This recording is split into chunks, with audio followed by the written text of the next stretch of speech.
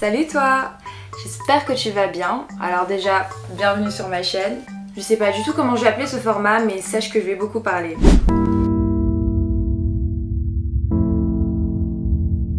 Pourquoi continuer à inventer de nouvelles raisons de te sentir mal dans ta peau chaque jour? Being broke does not mean you cannot be cute. As someone... Je sais pas si tu l'as remarqué, mais l'obsession de paraître jeune est devenue de plus en plus présente dans notre société. D'ailleurs, tu peux le voir particulièrement sur les plateformes telles que TikTok ou Instagram. Il suffit de quelques minutes de scrolling sur cette application pour t'apercevoir à quel point l'apparence physique et la jeunesse sont valorisées. L'un des phénomènes les plus révélateurs de cette obsession, je sais pas si tu te rappelles, mais c'était le filtre âge qui est devenu très populaire sur TikTok. On l'a tous utilisé, que ce soit sur nous, sur nos petits frères, sur nos enfants, pour savoir à quoi on allait ressembler, si on allait bien vieillir ou non. En tout cas pour ma part, c'est gâté. Du coup, ce filtre modifie l'apparence des utilisateurs pour leur faire paraître beaucoup plus âgés, avec des rides prononcées, des cheveux gris et d'autres signes du vieillissement. Et bien que cela puisse paraître drôle au premier abord, elle soulève des questions bien plus profondes sur notre perception de la jeunesse et du vieillissement. Mais du coup, pourquoi la génération Z est-elle si obsédée par la jeunesse? Alors d'après Neil Jayan Singham, je sais pas si je le prononce très bien, psychiatre de l'université australienne, il indique qu'il y a aussi un autre facteur sociétal mis en jeu. Concerne la pandémie. Dans une phase post-Covid, les sociologues ont noté que les gens quittaient leurs emplois. La prétendue grande démission a confirmé que nous avons changé nos comportements en relation avec la pandémie et cela semble être lié à cette anxiété. Il y a également eu une augmentation de l'anxiété liée à la mort pendant la pandémie de Covid. Avec cela vient une peur accrue du vieillissement. Donc en gros, le psychiatre nous explique que les effets du botox et la peur du vieillissement seraient quelque chose de beaucoup plus profond que de l'embellissement superficiel. En fait, clairement, de telles procédures peuvent être une tentative subconsciente de prendre le contrôle de notre horloge biologique. C'est vrai que cette analyse est assez pertinente, mais je pense qu'il n'y a pas que ça. Je pense qu'il y a aussi l'influence des réseaux. On peut pas nier que nos relations sociales ont totalement changé après le Covid. Les gens sont beaucoup plus connectés sur ces réseaux, même parfois tu as l'impression qu'il y a deux mondes, clairement. Je pense que le Covid a été un facteur, mais je pense que les réseaux sociaux a été un gros poids sur cette pression. Les jeunes sont devenus incroyablement sensibles à toutes leurs insécurités et se laissent séduire par tous les produits viraux TikTok qui leur promettent des miracles. D'ailleurs, imagine l'obsession de débuter une routine de soins comportant des soins anti-âge à 12 ans. Oui, tu m'as bien entendu. Et d'ailleurs, ce phénomène, il porte un nom, hein. Les Sephora Kids. J'ai voulu faire avec l'accent, les Sephora. L'enculé, ouais. 83. Je même pas. 83. Ouais. Presque. 83. Depuis quelques temps, les marques de cosmétiques développent des produits spécialement conçus pour les enfants. Parmi eux, Sephora Kids propose des soins anti-âge pour les plus jeunes. You wanna know what's my favorite chapstick? Ruby Hale is obsessed with skincare. That's pretty on you. Mom Monique, a salon owner, now is too. I used to collect Pogs when I was 9 years old, and Ruby likes to collect skincare. If it's mine or somebody else's, what's Pogs? Something from a long time ago. Maybe Pogs will start trending again and we won't have to worry about skincare anymore. Oh no, I would never forget skincare. See, it's already in her DNA, I think. I think it's because of TikTok. Le truc, c'est que l'utilisation de ces produits peuvent s'avérer dangereuses autant mentalement que physiquement. Faut pas être Einstein pour savoir que des produits destinés aux adultes peuvent être dangereux clairement pour celles des enfants. Leurs peaux n'ont pas les mêmes besoins que celles d'un adulte.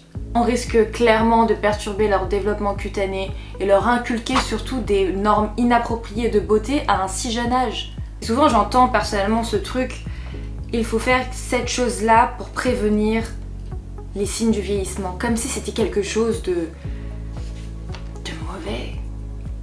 D'ailleurs, ça me ramène à un autre sujet qui est le mini botox, qui est utilisé apparemment aujourd'hui de manière préventive pour assurer ses arrières, pour clairement retarder les signes de vieillissement. Aujourd'hui, des jeunes de 20 ans songent au mini botox ou consommer du collagène à tout va pour retarder les signes du vieillissement. Alors déjà ma belle, Ta peau produit du collagène naturellement jusqu'à tes 25 voire même 30 ans. Si on consomme aujourd'hui, ma belle, alors que tu as que 20 ans, sache que tu dois arrêter tout de suite parce que tu vas rendre ton système de production de collagène bien feignant. Et là, tu risques d'avoir des problèmes à l'âge de 30 ans. Si tu n'as pas plus de 30 ans, n'en prends pas. Vraiment. Conseil d'amis. Tu fais ce que tu veux, hein. Après tu fais ce que tu veux. En tout cas, je t'ai dit que... Alors, on sait que les médias sociaux, les célébrités influencées imposent des normes de beauté irréalistes à la génération Z. D'ailleurs, ces mêmes influenceurs, ces mêmes célébrités ont souvent recours à ces traitements, ma foi, très coûteuses, pour atteindre ces normes de beauté qui créent ainsi la pression sur les jeunes. Ce qui est triste avec cette génération, c'est que cette génération est énormément consciente en fait de son image. Tous les jours, il y a de nouvelles insécurités sur ces plateformes. Comme si j'avais besoin de savoir ce que c'était les hip dips. Ah, toi aussi tu connais pas? Alors apparemment c'est quelque chose qu'on doit haïr chez nous. En fait, c'est le creux que tu as sur tes hanches. Et pour y remédier, j'ai regardé sur internet, tu peux faire du sport, mais ça va un tout petit peu combler ces creux. Mais pour totalement y remédier, bah, la solution c'est le BBL. Ouais, t'as bien entendu, le BBL. Donc là, je songe réellement à prendre rendez-vous chez le chirurgien pour avoir cette taille en 8 si parfaite. Attention, je ne blâme pas ces célébrités ou ces influenceurs ou même les personnes lambda qui ont recours à la chirurgie esthétique. J'ai moi-même songé un jour à en faire. Regardez, je suis super plate. Si tu le fais, c'est génial. Tant mieux pour toi. Personnellement, j'ai beau être exigeante en matière de soins, mais je sais que beaucoup de ces choses ne sont pas à la portée de la personne normale de tous les jours, et encore moins à celle de la génération Z. Et sérieusement, même si j'avais l'argent, je préférais probablement le dépenser dans un bon gros tacos. Par exemple, les cheeseburgers, les tacos, poisson pané, les chips, gaufrettes. Bref, je m'égare. Parlons maintenant de la norme de beauté d'avoir un corps à la fois mince et bombé. Je trouve ça complètement dingue. Je veux dire, qui a l'énergie et le temps pour ça? Le pire, c'est que j'admire secrètement les gens qui le font. Parce que, faut pas se mentir, c'est un délice visuel quand c'est bien fait. Les standards de beauté cultivent et alimentent la frustration des jeunes générations, où l'obsession d'être parfait est mise sur un piédestal. Mais encore une fois, il faut pas que tu oublies que ces personnes, pour atteindre la perfection, pour être on flic, comme les jeunes le disent, ces personnes font énormément d'efforts. Je sais pas si tu as déjà entendu parler de la beauty maintenance. Non? Eh bien, encore une fois, en scrollant sur TikTok, je suis tombée sur plein de vidéos de filles procédant à ce phénomène de beauty maintenance qui consiste à clairement faire une mise à jour tous les 3 jours ou toutes les semaines. Oui, tu as très bien entendu. Toi et moi, on se contente de faire des mises à jour tous les mois pour enlever nos poils et épiler notre grosse moustache et les sourcils. Mais ma chérie, sache que c'est pas assez.